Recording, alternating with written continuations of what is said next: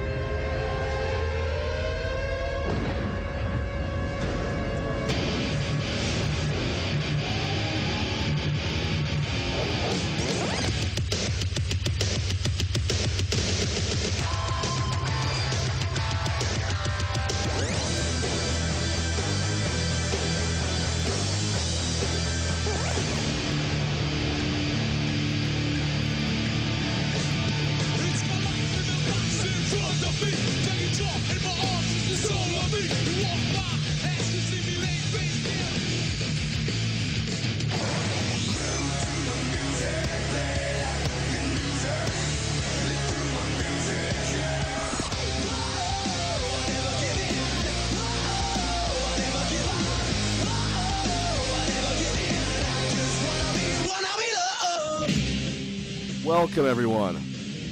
Welcome to this week's edition of the Still Real to Us Show. Happy Thanksgiving. It's a special Thanksgiving edition of the Still Real to Us Show, episode number 93 for November 24th, 2011. Thanksgiving here in the United States of America. I am one half of the Wrestling Podcast Tag Team Champions of the World. I am the champ, Jeff Peck. And joining me, as always, the other half of the Wrestling Podcast Tag Team Champion of the World. He is the editor-in-chief of CamelClutchBlog.com, former host of Pro Wrestling Radio, former CZW, ECW, and ROH announcer, the one and only Eric Gargiulo. Eric, happy Thanksgiving. How you doing, buddy? Dude, let me tell you, happy Thanksgiving to you. My favorite holiday of the year. It absolutely is. I love to eat, and I love turkey, and my family, they're great cooks. My favorite holiday of the year. I could not agree more. As when we are young adolescents, I loved Christmas. Naturally so. Why? Presents. Duh. Once 18 hit, I fell in love with Thanksgiving. Where else can you, a holiday where you just eat and watch football, color me there. If you want to do it 7 days a week and eat turkey, gravy, I'm sure it's not great for my health, but watching football all the time, it's awesome. Yeah, it really is, Jeff. I mean, that was the other thing, football. You know, I mean, I grew up, sitting around on the couch all day eating and watching football with my father. And, I mean, just it's a great excuse to do it right in the middle of the week, well, towards the end of the week on a work day, so you get the day off. I mean, it's just fantastic. Yeah, I'm loving Thanksgiving. I get to eat. Green Bay Packers playing today against the Detroit Lions. Yes. Other great football matchups. So it's just a great day. And it's, where else could you just chill out, chill with the family, enjoy some great food, some good times, and watch some great football. But a lot of people forget this, Eric. Here in the United States, at least, at one time, wrestling was a very big deal on Thanksgiving. You had Survivor Series. Correct me if I'm wrong, but you also had Starrcade as well. Wouldn't that be on Thanksgiving? Oh, yeah. And, I mean, you go back even further than that. In Atlanta, in the Omni, you had, I think it was their tag team tournament that they used to do. A lot of the territories would run tag team tournaments or some kind of tournaments that night or some kind of gimmick shows. But I mean, the biggest one, the first real big one, I would say was probably Starrcade, and of course, followed by Survivor Series. Yeah, they haven't done it in quite some time. I think the last time they did it was like 93, one with like the All-Americans taking on, I forget what something like European. It was Yokozuna was the captain of the team. I loved it, Jeff. I don't know about you, but I loved as a kid, having my Thanksgiving, watching football during the day, and then having wrestling at night. It was awesome. I remember one time in '87, I went to the Philadelphia Civic Center here, and they had a simulcast. They had like the closed circuit simulcast with Starrcade '87, and I went out after dinner to watch that. And I mean, it was just awesome to have, football, food, and then have wrestling on at night. I loved it too. I mean, it was a lot of fun being a little kid, and you'd eat all day, or you'd watch football with the family, and then you'd watch wrestling. It was like three of my favorite things in the world right there, all in one day, and you didn't have to get up the next day to go to school or anything like that. So I don't know why. I guess I know why that they don't do the Thanksgiving shows anymore. With families and wrestlers, they need some time off. I mean, those guys work their asses off, over 300 dates a year, so it definitely makes sense. But a tradition that we kind of forget about is, and you really think about it, Eric, when it comes to holiday traditions in wrestling, Thanksgiving had to be the biggest one of all, correct? Yeah, I would. Christmas too. Christmas was a big one.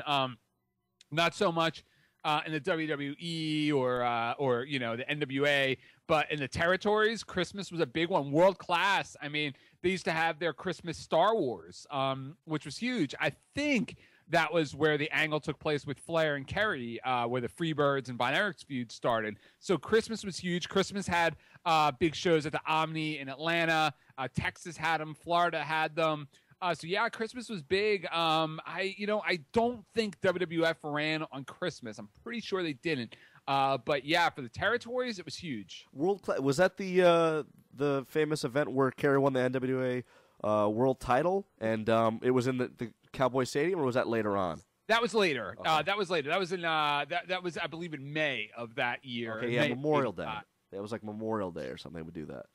Exactly. So Thanksgiving, a very important date for Eric and I, for loving football and food and family and fun.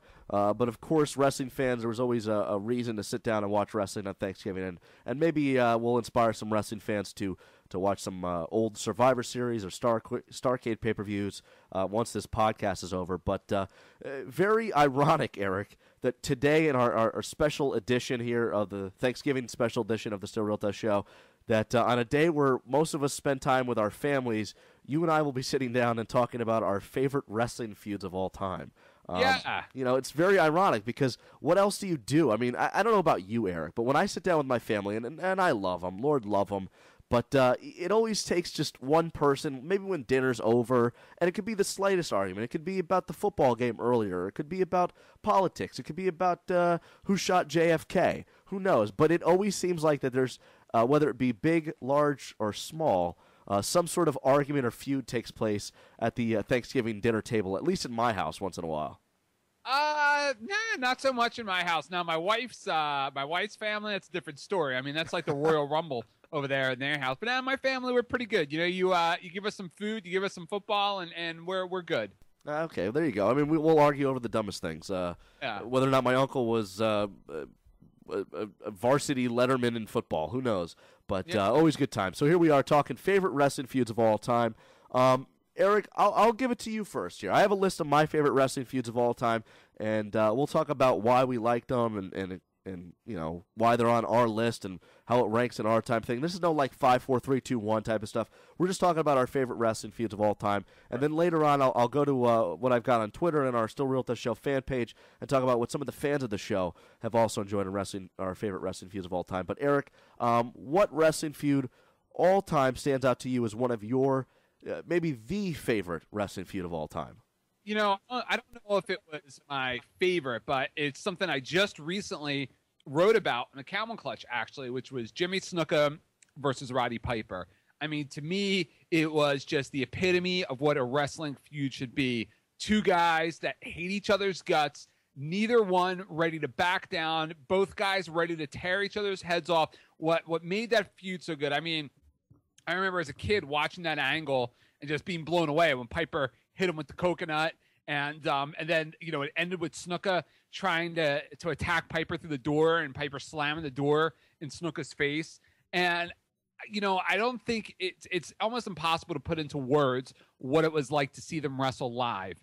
And because I was at the Spectrum, and of course their matches from MSG, Madison Square Garden, are legendary, but just the atmosphere in the building for those matches, and especially the moments as they would walk out before you were about to see them lock up, were just unbelievable, Jeff. I mean, the place would just come unglued. It was wild.